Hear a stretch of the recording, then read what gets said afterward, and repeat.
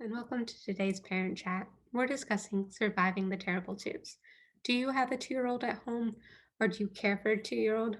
Maybe you can relate to this quote from Jerry Seinfeld. Having a 2-year-old is like having a blender without a lid. It can be messy and stinky, and some days simply chaotic. 2-year-olds, though, they can get a bad rap. That's why when I was titling this chat, I labeled terrible twos in quotes, because while 2-year-olds are known for tantrums and defiance and other challenging behaviors, there are also many positive qualities that are happening at two. Lots of learning and growing that can be fun for adults to watch as children hit new milestones. We as adults can take steps to change the environment and the way that we respond and relate to children so that it creates a more peaceful and enjoyable environment for both ourselves and our children. One thing we can consider is where children are developmentally between the ages of 2 and 3. There's a lot of rapid growth and development happening in this year, and that can lead to what it seems to be challenging behaviors. But if we take a minute and consider what those behaviors are accomplishing and what a child is getting from them, then it can give us new perspective. For one, 2-year-olds are gaining more mastery over their bodies and have more mobility, which leads to a lot of exploring. There's many new and exciting things in their world, and they want to figure out how it works.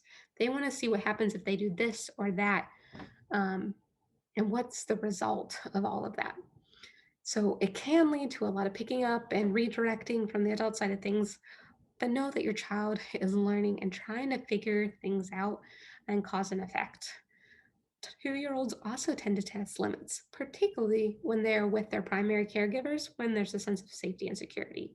Many parents here, if their child spends time with another caregiver or they're maybe with another relative or babysitter they're not usually with, that their behavior was so good. They were like a little angel during that time. But then when they're with you, there's regular challenging behaviors that you're having to redirect um, and just address with your child. And it can seem like you have two different children. But take heart. When a child feels safe and secure, they are more or less likely to test those bounds and see where the limits lie because they know that you're still going to love them and be there for them no matter what they do.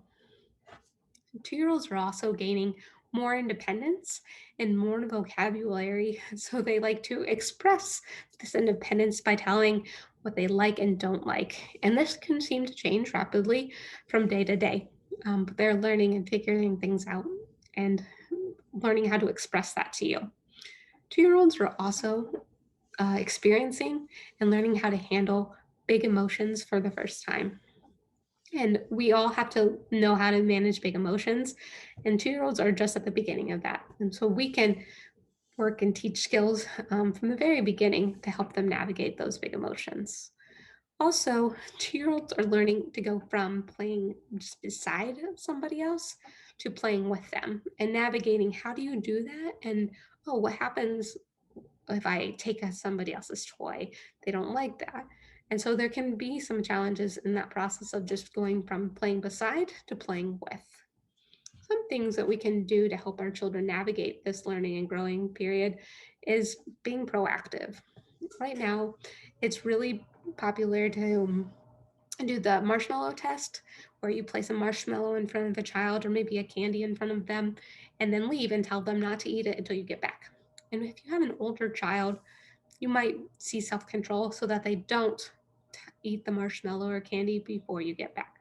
But a 2-year-old is probably not going to be able to. They just don't have the self control to be able to wait that long. And the same goes for if there is an object that they want, they're going to go for it, regardless of how many times you tell them not to. And so, one thing that we can do as adults is put away the items that we don't want them to touch or break.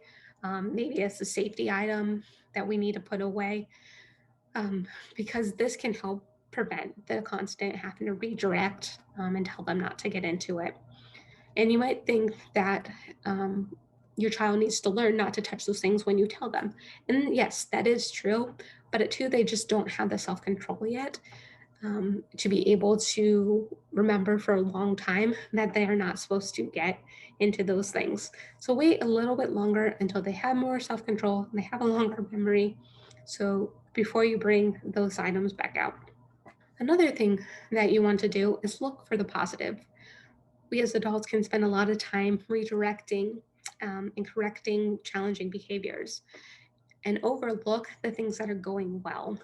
And so, in the moment where a child is playing nicely with their toys or nicely with a friend, we can just sit back and be like, I don't want to intervene because I'm afraid that I'm going to mess this up. I've got a moment of peace and quiet and I want it to continue. But in actuality, that is the moment when you want to intervene and you want to say something to your child. And you can say something along the lines of, I see how nicely you're playing with your toys, or I see how nicely you're playing with your friends. And the reason for this is what we pay attention to is more likely what we'll see more of. The same goes for positive and challenging behaviors. So if we're addressing primarily the challenging behaviors, a child has learned that that's where they get the attention, and so they're likely to continue with those behaviors. We can also change the way that we give instructions and set limits. We're going to have to set limits and give instructions. 2 year olds don't have concept of safety, or not much of one at all, if they do. Um, and so there's going to be times that we as adults have to keep them safe and set limits and give instruction. When we do, we want to keep it simple. Simple phrase such as, let's say a child's running and we need them to walk. We want to tell them walking feet. That tells them what we want, not what we don't want, and is also a very short statement. If we make it too long, a child's likely to get lost in all the wording and lose what you're trying to communicate to them. We also want to show, if possible, rather than just tell. So, a common thing that parents or caregivers will tell a child is use gentle hands if they're maybe being rough with someone else. But we have to consider, does a 2 year old really understand what a gentle touch or a gentle hand looks like? We can show them though, and then they can help learn. And also, when teaching a child a concept, it's important to know that we're going to have to repeat it multiple times. We can't just say, use a gentle hand and show them once. We're going to have to show them again and again before it sticks. Another thing we want to do is get on the child's level. We as adults can lose sight of how big and intimidating we can be when we're towering above a child. So if we get down on their level, it's just more friendly and more connected with the child when we are on their level. We can also provide choices. This does not have to be every situation throughout the day, but we can pick a few things throughout the day that allows our child to have some authority and some independence to make decisions and learn how to make those decisions. We want to keep the options pretty simple, maybe one or two different choices, and we want them to be something that we as the adult can live with. So at snack time, you want them to eat healthy. You can offer, do you want an apple or a pear? Doesn't really matter which one they eat. They're both healthy options, but it allows your child to have some independence and some decision making power in the midst of that. We can also, and we want to, talk with children about big feelings. They're experiencing big emotions for the first time. I enjoy watching parents post, why is my child crying right now? And it'll be things like, I didn't let them swim in the ocean when it was 20 degrees, or I gave them the the apple juice that they asked for in the cup that they asked, and they didn't like that. But and so with these emotions, it can change quickly, and they can feel confused about why they're feeling these big emotions. And what we want to do in the midst of those situations is tell them what we're seeing. So if a child is upset and they're crying, we can talk to them about what we're seeing. About, I see that you're sad or you're angry. You have tears coming down your face, and your body is looking like this. You seem so sad or so angry. We can tell them that and help them identify the emotions. Uh, Starting early is great because that's a skill that a child will need throughout their life. We also want to be supportive and comfort the child. Having you near, you can help co regulate the child's emotions by being calm yourself and helping them learn to, that they can handle those big emotions. So, even by modeling taking deep breaths and pausing for a moment, that can be very impactful for your young child. We also want to teach children to wait. 2 year olds tend to want what they want when they want it. And that can be hard for them to not get what they want and the moment that they want it. So we can help children learn to wait. Often we will say things along the lines of, give me 5 more minutes, or in 5 minutes, I will do this.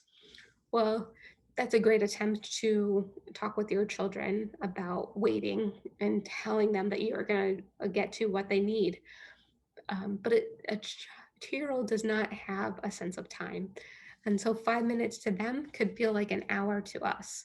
So we want to use something visual or something that they can hear to help them know what a time is.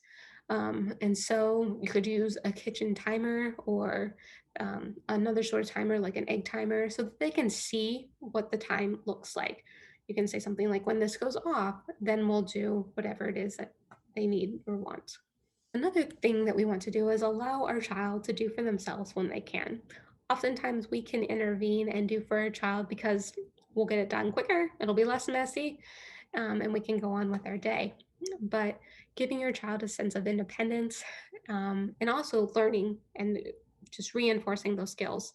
There are many things that a 2 year old can do, putting one or two items on the table or washing their own face. Um, Maybe some can even put on some simple clothing like elastic pants. Looking for those things that your child can do themselves will continue to build that sense of independence.